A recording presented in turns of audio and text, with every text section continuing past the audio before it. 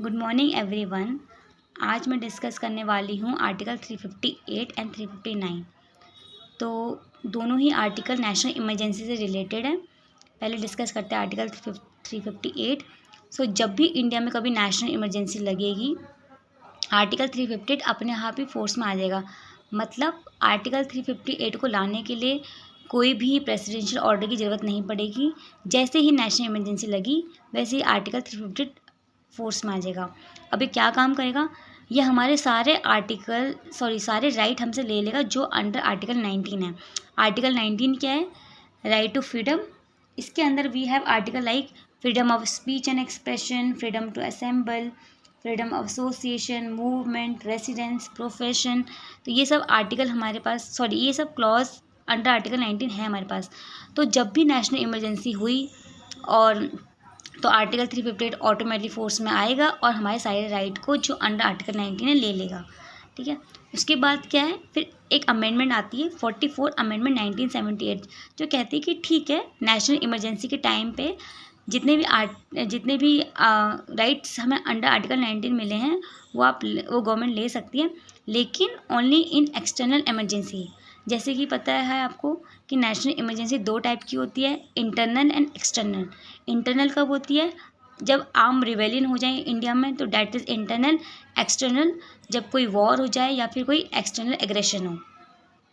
तो ये आर्टिकल 358 कब लग सकता है?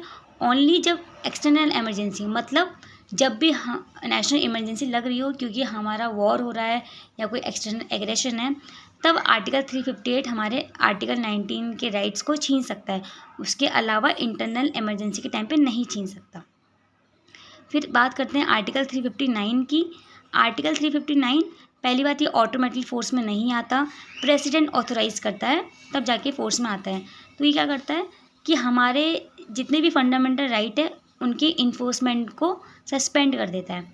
मतलब हमारे पास जितने भी राइट हो सारे राइट तो रहेंगे, लेकिन उनके जो इन्फोर्समेंट है, मतलब अगर हमारा राइट वायलेट होता है तो हम सुप्रीम कोर्ट जाते हैं, लेकिन नेशनल इमरजेंसी हुई और हमारे फंडामेंटल राइट वायलेट हुए तो हम सुप्रीम कोर्ट नहीं जा सकते।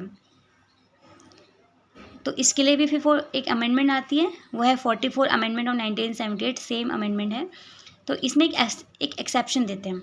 इसमें बोलते हैं कि ठीक है कि नेशनल इमरजेंसी के टाइम पे फंडामेंटल राइट के इन्फोर्समेंट को हम सस्पेंड कर सकते हैं। मतलब कि सिटीज़न नहीं जाएंगे सुप्रीम कोर्ट में for enforcement of the fundamental right अगर वो वायलेट होता है तो।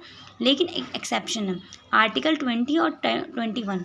मतलब अगर हमारे आर्टिकल 20 और 21 वायलेट हुए तो फिर सिटीज़न सुप्रीम कोर्ट जा सकते हैं उसके इन्फोर्समेंट के लिए।